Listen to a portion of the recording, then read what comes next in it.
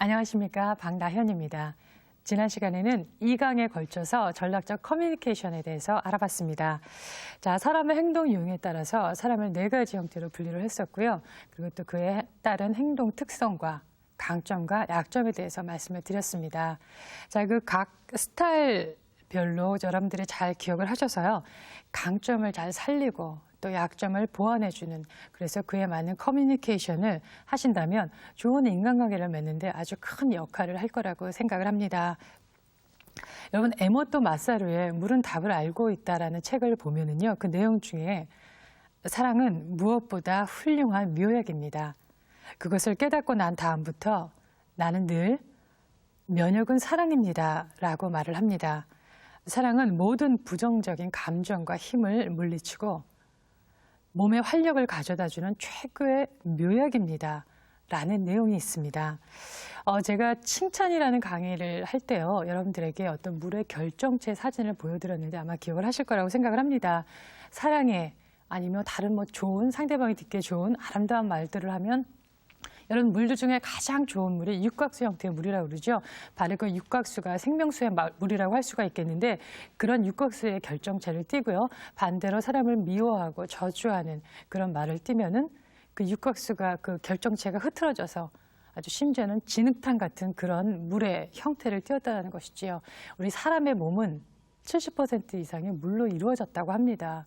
그러니 여러분들이 상대방에게 사랑한다는 말, 아름다운 물만 하면 그래 몸이 생명수인 그 육각수처럼 좋은 형태가 될 것이고, 반대로 그렇지 않다면 그 몸과 마음이 진흙탕처럼 되지 않겠습니까?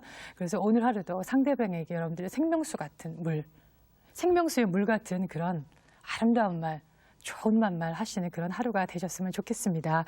오늘은요, 상황에 따라서 적절한 경어와 칭호에 대해서 한번 알아보도록 하겠습니다.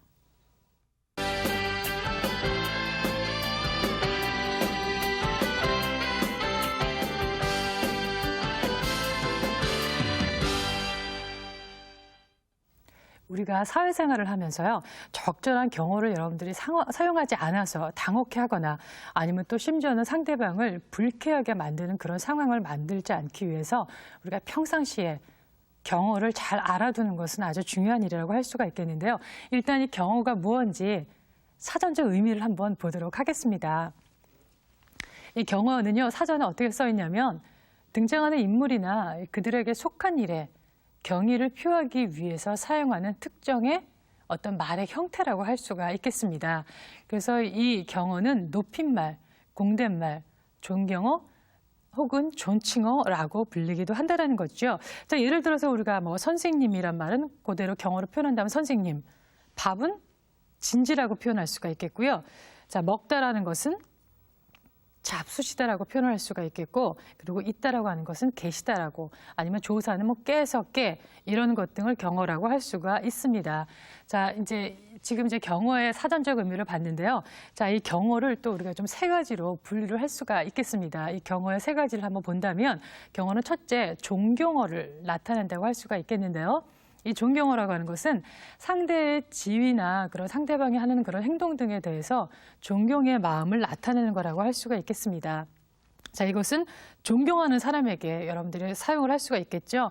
존경하는 사람은 손님도 될 수가 있고 상사도 될 수가 있겠고 부모님도 될 수가 있겠고요. 자, 또 하나는 겸양어라고 할 수가 있겠습니다. 이거 겸양어는 나를 낮추어서 말을 하면서 상대에게 자연적으로 존경의 표시를 하는 거라고 할 수가 있겠습니다. 자, 이것도 존경하는 상대에게 사용을 하실 수가 있겠고요. 나의 동작이나 상태를 상대방에게 또 전달할 때 사용을 할 수가 있겠습니다.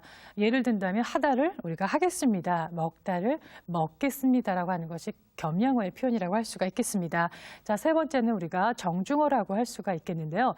이것은 말하는 사람과 또 말투를 내가 정중하게 해서 상대방을 높게 하는 말이라고 할 수가 있겠습니다.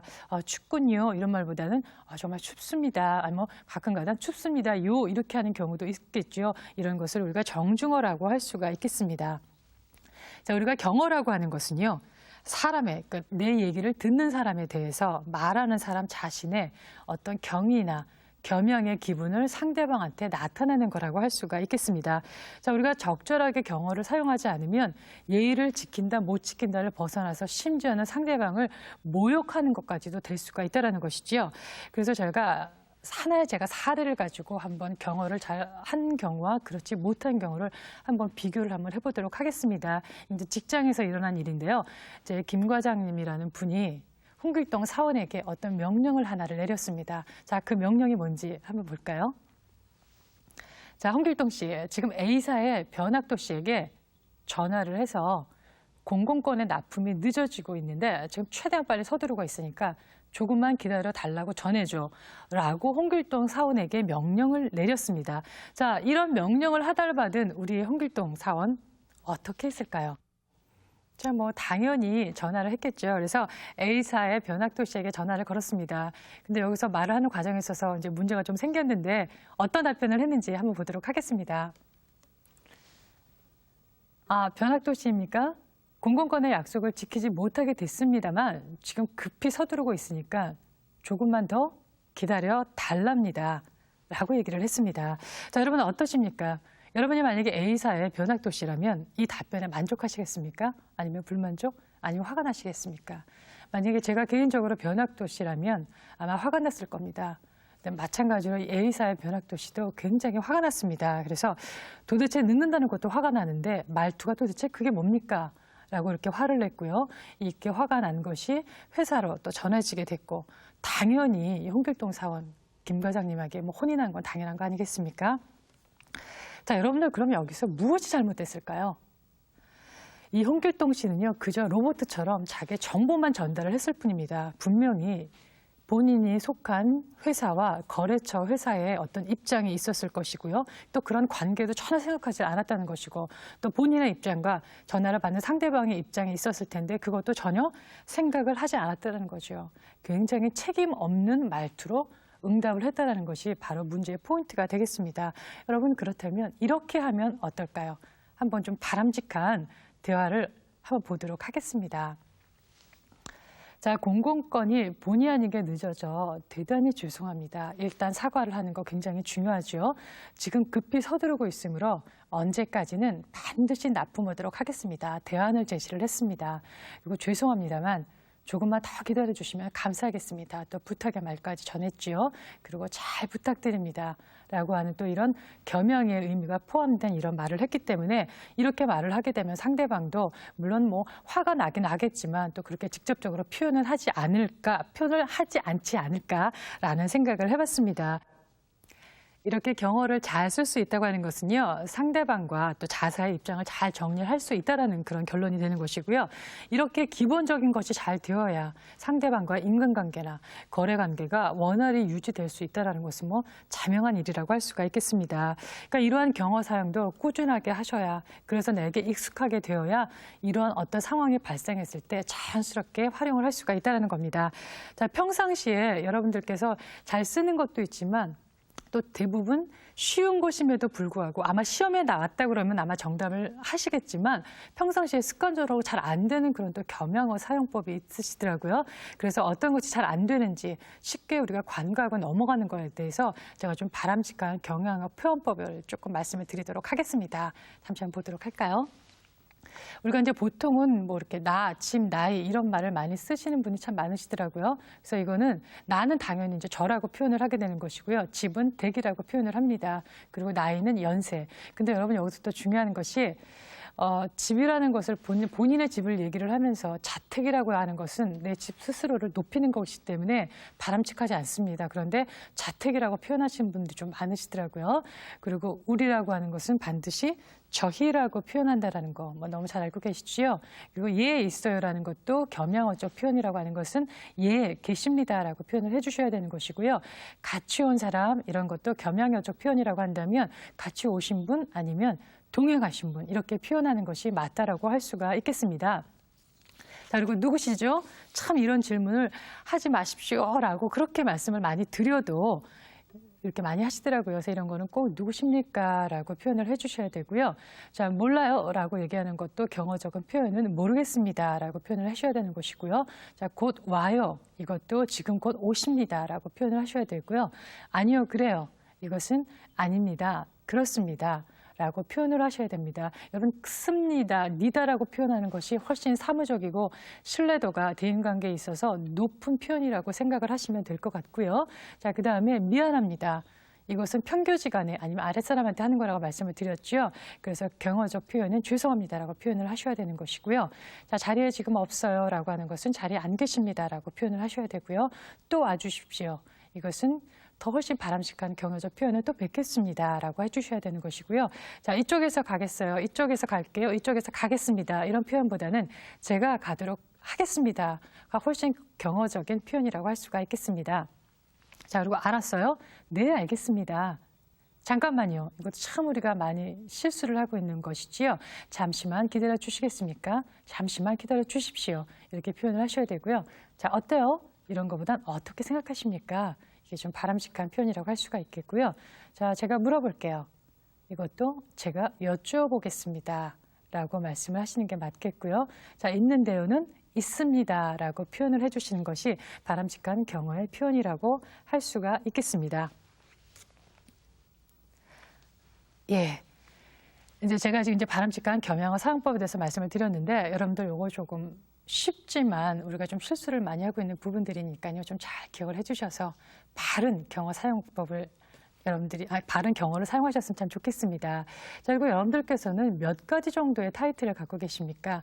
저는 한 사람의 뭐 딸, 이모, 누나, 뭐 선배님, 뭐 이런 말로 제가 불리게 되는데요.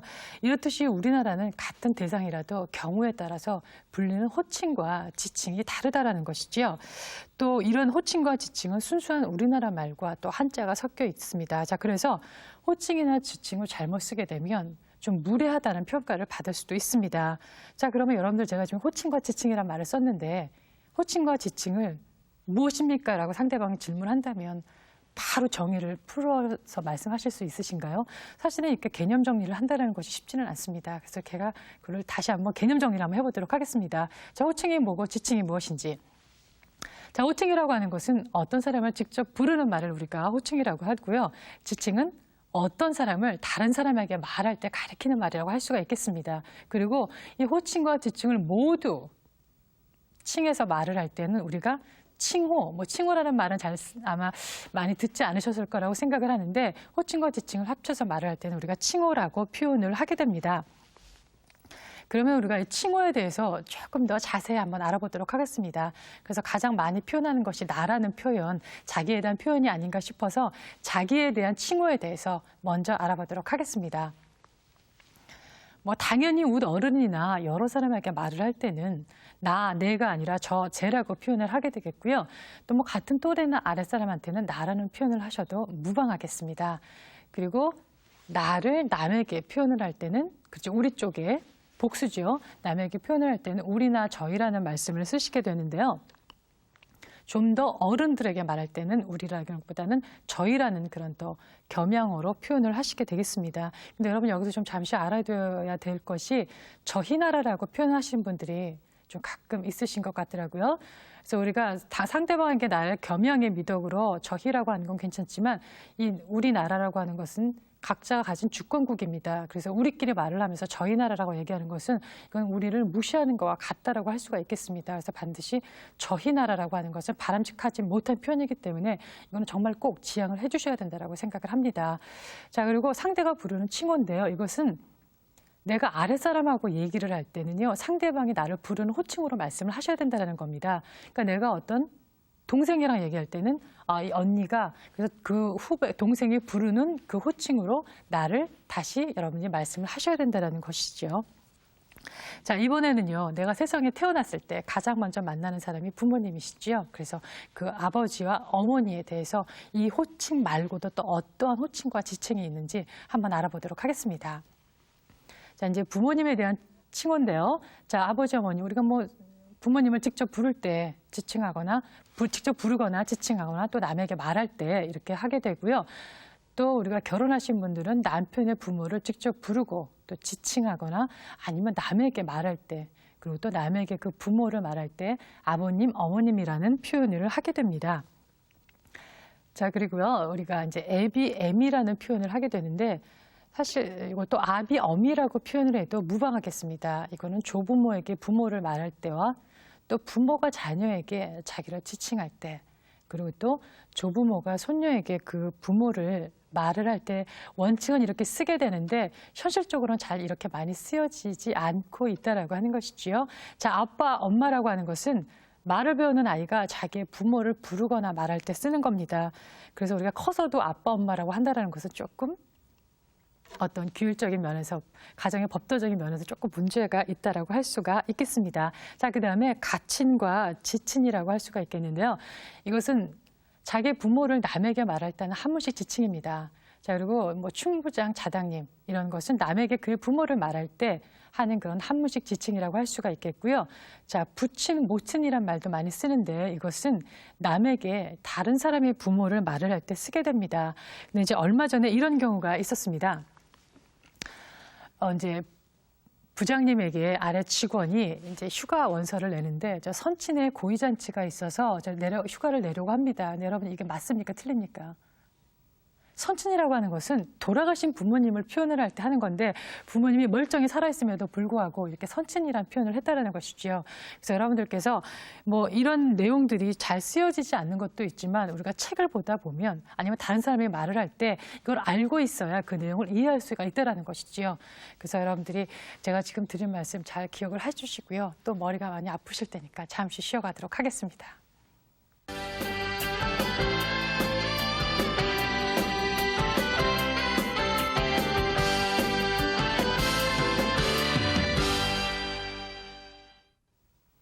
예, 우리가 뭐 시부모님을 표현할 때는 어머님, 아버님이라고 표현을 하는데 요새는 이게 핵가족화되면서 또 좀 돈독한 그런 가정을 영위를 하기 위해서 시어머님을 엄마라고 이렇게 호칭하는 분도 계시더라고요. 근데 이게 우리가 뭐 어떤 법도적인 면으로 봤을 때는, 어법으로 봤을 때는 바람직한 건 아니지만 그래도 그 가정이 행복할 수 있다면 이런 뭐 시대가 변하면서 문화적인 가치도 변하지 않습니까? 그거는 뭐 그래서 사적으로 쓰실 때는 그렇게 하시고 공적으로는 어머님이라고 표현을 하신다면 저는 뭐 괜찮지 않나라는 생각을 해봤습니다.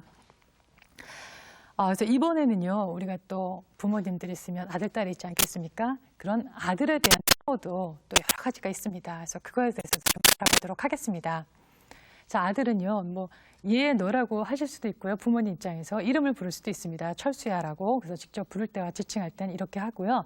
또 남에게 그 본인의 아들을 말할 때 아들이다, 자식 이렇게 표현을 하시는 것도 맞다라고 할 수가 있겠습니다. 그리고 애비, 이 자녀를 둔 아들을 그 아내나 자녀에게 말할 때는 이렇게 애비라고 표현을 하시고요.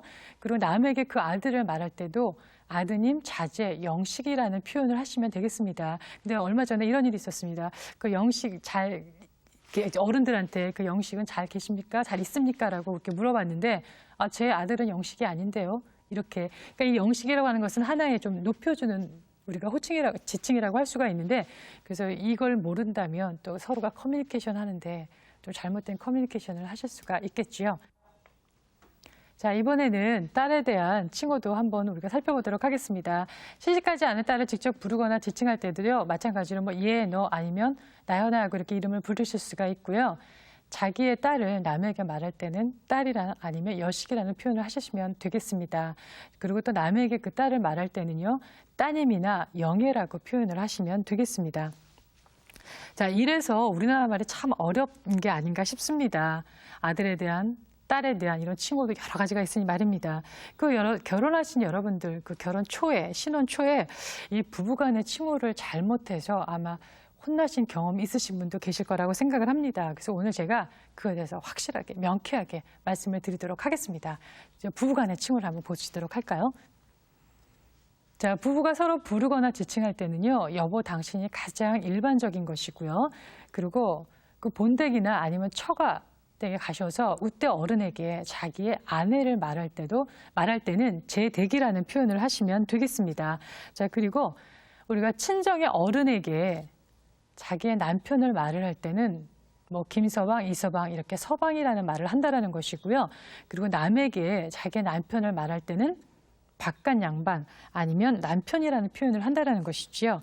자, 그리고 자기의 아내를 말씀을 하실 때는요.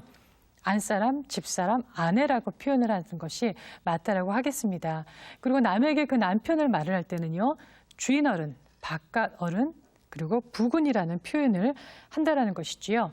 자, 그리고 남에게 그 아내를 말할 때는 안어른, 뭐 안어른이라는 말은 잘 쓰이진 않지만 원래 예전에는 썼다라는 것이고요. 그리고 부인, 영부인이라는 표현을 하게 됩니다. 여러분들이 상대방한테 우리 부인입니다라고 소개하는 것은 잘못된 겁니다. 부인하고 호칭을 할 수는 있고 남의 분을 부를 때도 부인이라고 높일 수는 있지만 본인의 아내에게 남을 소개할 때 제 부인입니다라고 하는 것은 잘못된 표현이라고 할 수가 있겠습니다. 자, 요즘에 아내들이요. 남편들에게 남에게 표현할 때 우리 아빠가라고 표현을 많이 하시는데 그 아빠는 아이의 아빠지 본인은 남편이지 않습니까? 그래서 이런 말은 정말 바람직하지 않은 일본식 표현입니다. 그래서 여러분들이 제발 그 남편을 보고 아빠라고 하는 거 많은 사람들이 귀에 거슬려 하거든요. 그래서 이런 말씀을 좀 안 쓰셨으면 좋겠습니다. 왜 아이들이 그 말을 보고 따라하거든요. 그래서 꼭 지양을 해주시고요. 자, 이제는요 직장 내에서 우리가 또 상급자에 대해서 하는 칭호들이 또 여러 가지가 있습니다. 자, 그거에 대해서 한번 알아보도록 하겠습니다. 자, 우리가 자기가 소속된 부서의 상급자는요, 직급명에다가 님자를 붙인다라는 것이죠. 그래서 부장님, 과장님 이렇게 하시게 되면 뭐 바람직한 것이고요. 또 다른 부서의 상급자에게는 그 부서명을 그 앞에 붙인다라는 것이죠. 그래서 뭐 예를 들어서 뭐 서무부장님, 총무부장님 이렇게 표현을 하시면 되겠고요. 그리고 또 같은 직급에 여러 사람의 상급자가 있을 때는요, 그 성이나 그 성명을 앞에 붙이시면 되겠습니다. 그래서 뭐 박나연 부장님, 박나연 과장님, 자 이렇게 하시면 맞겠습니다. 자, 이제는요 회사 생활 하시는 분들, 특히 뭐 신입사원이신 분들 알아두시면 참 좋을 거라고 생각을 합니다. 이 상급자에게는 하급자이면서 또 이 나에게는 상급자를 말씀을 하실 때는 어떻게 하시는 것이 맞을지 이거 참 많이 이렇게 좀 헷갈려 하시더라고요. 그러니까 결론적으로 말씀을 드리면 사장님이 오셔서 김 과장 어디 갔어? 나는 말단 사원인데 김 과장 어디 갔어? 라고 물어봤을 때 김 과장님이라고 표현을 해야 될지 김 과장이라고 표현해야 될지 일본식 표현은 예전까지의 표현 방식은 김 과장은 이라고 왜 사장님보다 높기 때문에 하는 게 맞다라고 했는데요. 사실 우리나라 현실상 그것이 맞지 않다라고 사장님 입장에서 아무리 나보다는 직급이 낮지만 김 과장은 이라고 사원이 얘기를 하게 되면 그걸 바로 이렇게 기분 좋게 느끼지를 못한다라고 합니다. 그래서 지금은 1992년 우리 조선학회에서 어법 바뀌었습니다. 그래서 김 과장님은 극존칭 쓰지 마시고 김 과장님은 나갔습니다. 아니면 김 과장님 나가셨습니다. 이렇게 말씀하시는 것이 맞으시니까요. 너무 거기에 혼동하지 마시고 이제부터는 이렇게 사용을 하시면 되겠습니다. 자, 이제는요. 하급자에 대한 칭호도 있습니다. 그래서 하급자한테는 어떻게 하는 것이 바람직한 칭호인지 한번 알아보도록 하겠습니다. 자, 같은 직급에 여러 사람의 하급자가 있으면요, 성이나 성명을 앞에 붙여주시는 것이 맞겠고요. 또 직책이나 직급이 없는 그런 하급자도 있습니다. 그런 하급자에는 그 이름 앞에다 씨나 여사를 붙여주는 게 바람직하다고 할 수가 있겠습니다. 자, 그리고요, 같은 하급자라도 나보다 연상자 있고 그러실 때는 높여서 말해주는 게 맞겠죠. 그래서 누구누구 선생 아니면 형, 여사님이라고 표현을 하시는 것이 맞다라고 할 수가 있겠습니다. 자, 이제는 동료자에 대한 또 그리고 동료 간의 칭호에 대해서 한번 알아보도록 하겠습니다. 예, 우리가 같은 동급자라고 하더라도요, 나보다 연배가 높으신 분에게는 님을 붙여주는 게 당연히 맞겠죠. 그래서 뭐 박나연 과장님하고 이렇게 불러주시는 게 맞겠고요. 또 직급이 있으면서 동년배인 동급자 간에도 직급명만을 부르는 게 맞겠습니다. 뭐 박 부장, 박나연 과장 이렇게 부르시면 되겠습니다. 이제 우리가 동료라도 10년 이상 연상이면은요, 좀 이렇게 선생님을 붙이는 것이 맞는 표현이라고 할 수가 있겠습니다. 그래서 그냥 선생님, 아니면 박나연 선생님 이렇게 불러주시면 될 것이고요. 또 나보다 5년 이상 입사가 빠르거나 아니면 나이가 더 많은 분이라고 한다면 남녀 공이 모두 선배님이라고 부르시는 것이 맞는 표현이 되겠습니다. 자, 이렇게 우리가 사회생활을 할 때도요, 우리가 알아두면 좋은 칭호들이 있는데 조금 전에는 회사 내에서 쓰면 좀 바람직한 것에 대해서 말씀을 드렸고요. 이제 일반적으로 사회생활 할 때도 바른 칭호에 대해서 한번 알아보도록 하겠습니다. 자, 그런 거는 어떤 것이 있는지 부모의 친구라든가 친구의 부모 또는 부모같이 나이가 많으신 그런 남녀 어른을 통칭해서 우리가 어르신, 어르신네라고 표현을 하시면 되겠는데요. 보통 나보다 16년 정도의 이상인 연상자들에게 표현을 하시면 맞다고 생각하시면 되겠습니다. 자, 그리고 존경하는 어른이나 직업이 선생님인 그런 남녀 어른에게는 당연히 선생님이라는 호칭이 맞겠고요. 자, 그리고 나와 11년 내지 15년 사이에 드는 그런 연상 연하자와의 상호 칭호는 노형이라는 것이 맞는 칭호가 되겠습니다. 그리고 또 나와 6년 내지 10년 사이에 드는 연상 연하자와의 상호 칭호는요, 형님이나 형이라고 하는 것이 바람직한 칭호가 되겠습니다. 자, 이제는요, 우리가 잘 모르는, 조금 전까지는 잘 아는 분이었고요. 이제는 잘 모르는 사람에 대한 칭호에 대해서도 한번 알아보도록 하겠습니다. 뭐 사회생활 하다 보면 우리가 꼭 아는 사람만 만나는 건 아니죠. 그래서 우리가 보통 60세 이상의 남녀노인을 보면은 그냥 노인 어른이라고 표현하는 것도 맞는 표현이라고 할 수가 있겠습니다. 그리고 나의 부모님 같이 나이가 많은 그런 남녀 어른을 보셨을 때는요, 우리가 어르신, 어르신네라고 표현을 하는 것이 맞는 표현이라고 할 수가 있겠습니다. 그리고 또 내가 존경할 만큼 아주 점잖으시거나 나이가 많다라고 판단이 되는 그런 남녀 어른을 만나셨을 때는요, 선생님이라고 칭호를 하셔도 괜찮겠습니다. 그리고 또 어떻게 부르기가 굉장히 좀 이렇게 애매모호한 또 그런 남자분들에게는요, 무슨 선생 아니면 노형 이렇게 여러분들께서 부르시는 것도 맞겠고요. 그리고 또 나와 연배가 좀 비슷한 그런 특히 이제 남자끼리에서 형씨라고 하는 표현이 맞겠습니다. 자, 지금까지 우리가 경어와 그 칭호에 대해서 알아봤습니다. 여러분들 바람직한 경어 잘 기억을 해주시고요. 그 상황에 맞는, 그 사람한테 맞는 칭호 잘 기억을 하셔서 대화하실 때 좀 여러분들이 실수하거나 당혹해하는 그런 상황이 발생을 안 하셨으면 좋겠습니다. 자, 오늘의 중요한 포인트 한번 보도록 하겠습니다.